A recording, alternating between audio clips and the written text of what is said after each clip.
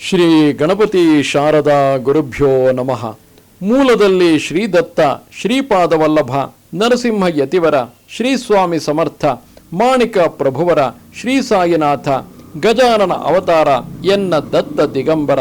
ಶ್ರೋತೃಗಳಿಗೆ ಹಂಸಕವಿ ವಿರಚಿತ ಶ್ರೀ ದತ್ತ ಭಾಗವತದ 8ನೇ ಭಾಗ, ಉತ್ತರಕಾಂಡ, ಷಷ್ಠಮ ಸ್ಕಂದ, ಅಪೂರ್ವ ಸಂತ ಶ್ರೀ ಗಜಾನನ ಮಹಾರಾಜರ ಕುರಿತಾದ ಭಾಸ್ಕರನ ಹಠದ ಪರಿಣಾಮ, ಮಹತಾಭಶ ಮತ್ತು ಗಜಾನನರ ಆಲಿಂಗನ, ಬಾಪೂರಾವನ ಹೆಂಡತಿಗೆ ಮಹಾರಾಜರ ಕೃಪೆಯಾದದ್ದು, ಅಲ್ಲದೆ ಅಕೋಟಿ ಗ್ರಾಮದ ಬಾವಿ ನೀರಿನಿಂದ ಭಕ್ತರಿಗೆ ಸ್ನಾನ ಮಾಡಿಸಿದ್ದು ಎಂಬ 14ನೆಯ ಅಧ್ಯಾಯಕ್ಕೆ ಸ್ವಾಗತ. ಅಕೋಲಿಯಲ್ಲಿ ಗಜಾನನ ಮಹಾರಾಜರಿಗೆ ಅನೇಕ ಜನ ಭಕ್ತರಿದ್ದರು. ಹೀಗಾಗಿ ಮಹಾರಾಜರು ಆಗಾಗ ಅಲ್ಲಿಗೆ ಹೋಗಿ ಬರುತ್ತಿದ್ದರು.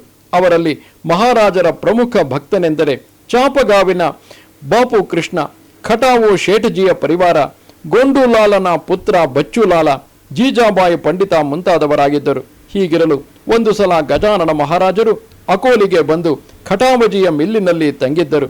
ಆಗ ವಿಷ್ಣು ಶಾ ಎಂಬ ಮಲಕಾಪುರದ ಭಕ್ತನು ಅಕೋಲಿಗೆ ಬಂದು ಭಾಸ್ಕರನ ಮೂಲಕ ಮಹಾರಾಜರಿಗೆ ಮಲಕಾಪುರಕ್ಕೆ ಬರಲು ಒತ್ತಾಯಿಸುವನು.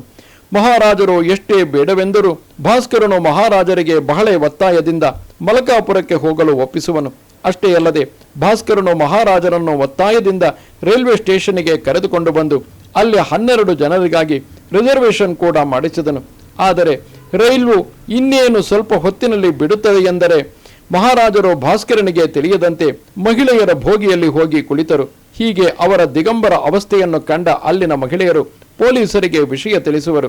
ಆಗ ಅಲ್ಲಿಗೆ ಬಂದ ಒಬ್ಬ ಪೊಲೀಸನು ಸ್ಟೇಷನ್ ಮಾಸ್ಟರಿಗೆ ಅವನ ಬಳಿ ಹೋಗುವಂತೆ ವಿನಂತಿಸುವನು.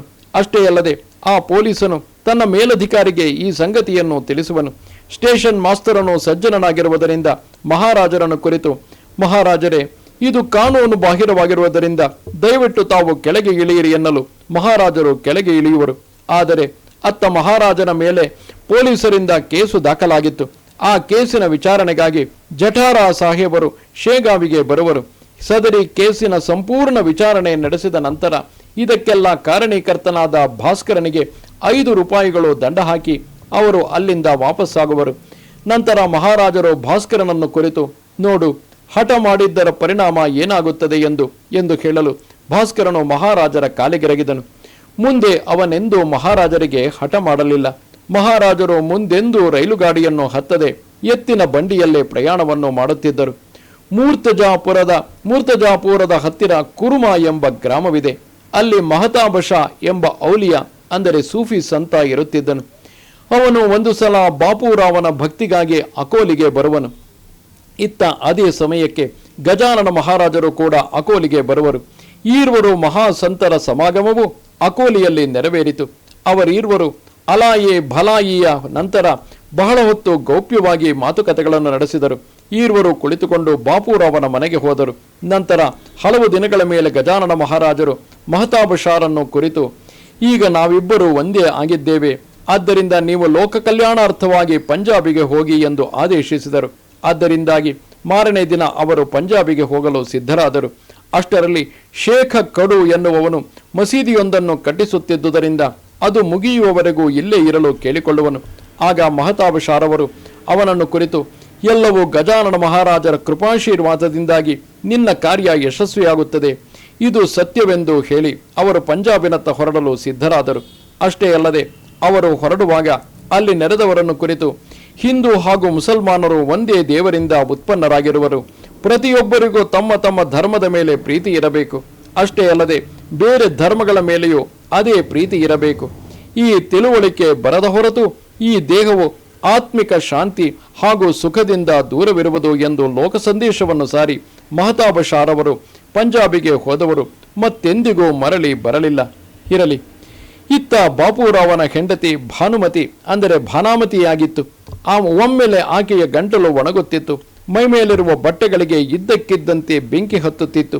ಆಕೆಯ ಮೇಲೆ ಇದ್ದಕ್ಕಿದ್ದಂತೆ ಬೆಂಕಿ ಕೆಂಡಗಳು ಬೀಳುತ್ತಿದ್ದವು.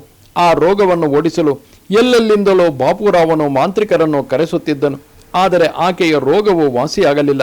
ಕೊನೆಗೆ ಬಾಪೂರಾವನು ಮಹಾರಾಜರಿಗೆ ಶರಣಾಗಿ ಮಹಾರಾಜರನ್ನು ಕುರಿತು, ಹೇ ಸ್ವಾಮಿ, ನನ್ನ ಹೆಂಡತಿಗೆ ಬಾನಾಮತಿ ವ್ಯಾಧಿಯಿಂದ ಬಳಲುತ್ತಿದ್ದಾಳೆ. ಇದಕ್ಕೆ ಔಷಧಿ, ಮಂತ್ರ, ತಂತ್ರ, ತಾಯತಗಳಿಂದ ಯಾವ ಪರಿಹಾರವೂ ಸಿಗಲಿಲ್ಲ. ಇದರಿಂದಾಗಿ ನಾನೀಗ ಬಹಳ ನಿರಾಶನಾಗಿದ್ದೇನೆ. ಎಲ್ಲೋ ದಾರಿ ತಪ್ಪಿದ್ದರಿಂದ ಈಗ ನಾನು ನಿಮ್ಮ ಶ್ರೀಚರಣದಲ್ಲಿ ಶರಣಾಗಿ ಬಂದಿದ್ದೇನೆ. ಹೇ ಗುರುರಾಜ, ನನ್ನ ಹೆಂಡತಿಗೆ ಭಾನಾಮತಿ ರೋಗದಿಂದ ಮುಕ್ತರಾಗಿಸಿರೆಂದು ಬೇಡಿಕೊಳ್ಳುವನು. ಆಗ ಮಹಾರಾಜರು ತನ್ನ ಕೃಪಾದೃಷ್ಟಿಯಿಂದ ಅವನ ಹೆಂಡತಿಯತ್ತ ನೋಡಲು ತತ್ಕ್ಷಣವೇ ಆಕೆಯಿಂದ ಆ ರೋಗವು ಪಲಾಯನಗೈಯುವುದು. ಸಿಂಹದ ಮುಂದೆ ಮರ್ಕಟದ ಆಟ ಎಲ್ಲಿಯವರೆಗೆ? ಮಹಾರಾಜರು ಒಂದು ದಿನ ತಮ್ಮ ಬಂಧುವಾದ ನರಸಿಂಗಜಿಯವರನ್ನು ಭೇಟಿಯಾಗಲು ಅಕೋಟಿಗೆ ಬರುವರು. ಅಲ್ಲಿ ಅವರ ಮಠದ ಬಳಿ ಒಂದು ಹಳೆಯದಾದ ಬಾವಿಯಿತ್ತು. ಮಹಾರಾಜರು ಅಲ್ಲಿಗೆ ಹೋಗಿ ಆ ಬಾವಿಯಲ್ಲಿ ಕಾಲು ಇಡಿಬಿಟ್ಟು ಒಳಗಿರುವ ನೀರನ್ನು ದೃಷ್ಟಿಸಿ ನೋಡುತ್ತಿದ್ದರು. ಆ ದೃಶ್ಯವನ್ನು ಕಂಡ ನರಸಿಂಗಜಿಯವರು ಮಹಾರಾಜರನ್ನು ಕುರಿತು, ಇದೇನು ಹೀಗೆ ಬಾವಿಯಲ್ಲಿ ದೃಷ್ಟಿಸಿ ನೋಡುತ್ತಿರುವಿರಿ ಎನ್ನಲು ಮಹಾರಾಜರು, ಹೇ ಬಂಧು, ಗೋದಾವರಿ, ಯಮುನಾ ಹಾಗೂ ಭಾಗೀರಥಿ ತೀರ್ಥವು ನಿಮಗಾಗಿ ಇಲ್ಲಿ ಕಾಯುತ್ತಿದೆ. ತಾವು ಈ ಪವಿತ್ರ ಜಲದಿಂದ ದಿನಾಲೂ ಸ್ನಾನ ಮಾಡುವಾಗ ನಾನೇಕೆ ಈ ಜಲಸ್ನಾನದಿಂದ ವಂಚಿತನಾಗಲಿ?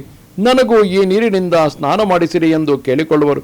ಆದರೆ ಅಲ್ಲಿ ನೆರೆದವರೆಲ್ಲರೂ, ಇವನೊಬ್ಬ ಹುಚ್ಚ, ಈ ಬಾವಿಯಲ್ಲಿ ನೀರೇ ಇಲ್ಲ, ಅಲ್ಲದೆ ಈ ನೀರಿನಿಂದ ಯಾರೂ ಕೂಡ ಸ್ನಾನ ಮಾಡುವುದೇ ಇಲ್ಲ. ಹೀಗಿರಲು ಇವನಿಗೆಲ್ಲಿಂದ ಸ್ನಾನ ಮಾಡಿಸುವುದು ಎಂದು ಗಹಗಹಿಸಿ ನಗತೊಡಗಿದರು. ಮಹಾರಾಜರು ಶಾಂತಚಿತ್ತರಾಗಿ ಹಾಗೆಯೇ ಆ ಬಾವಿಯಲ್ಲಿ ಇಣುಕಿ ನೋಡುತ್ತಿದ್ದರು. ಅಷ್ಟರಲ್ಲಿ ಮಹಾರಾಜರ ಲೀಲೆಯಿಂದ ಕೆಲವು ಕ್ಷಣಗಳಲ್ಲೇ ಆ ಬಾವಿಯು ನೀರಿನಿಂದ ತುಂಬಿ ತುಳುಕಿತು. ಅಷ್ಟೇ ಅಲ್ಲದೆ ಆ ಬಾವಿಯಿಂದ ನೀರಿನ ಕಾರಂಜಿಯು ಹೊರಬಿದ್ದು ಮಹಾರಾಜರಿಗೆ ಸ್ನಾನಗೈಯುವುದು.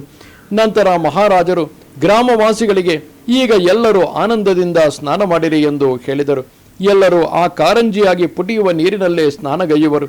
ಹೀಗೆ ಗಂಗಾ, ಯಮುನಾ ಹಾಗೂ ಭಾಗೀರಥಿ ನೀರನ್ನು ಬಾವಿಯಿಂದ ಹೊರಗೆ ಕಾರಂಜಿಯಾಗಿ ಚಿಮ್ಮಿಸಿದ ಮಹಾರಾಜರ ಲೀಲೆಯನ್ನು ಕಂಡು ಅಲ್ಲಿನ ಭಕ್ತರು ಮಹಾರಾಜರಿಗೆ ಜೈ ಜೈಕಾರ ಮಾಡಿ ಕುಣಿದಾಡತೊಡಗಿದರು ಎನ್ನುವಲ್ಲಿಗೆ ಈ ಅಧ್ಯಾಯವು ಮುಕ್ತಾಯವಾಗುತ್ತದೆ. ಅವಧೂತ ಚಿಂತನ ಶ್ರೀ ಗುರುದೇವದತ್ತ. ನಮಸ್ತೆ ಶಾರದೆ ದೇವಿ ಕಾಶ್ಮೀರ ಪುರವಾಸಿನಿ ತ್ವಾಮಹಂ ಪ್ರಾರ್ಥಯೇ ನಿತ್ಯಂ ವಿದ್ಯಾದಾನಂಚ ದೇಹಿಮೆ. ನಮಸ್ಕಾರ.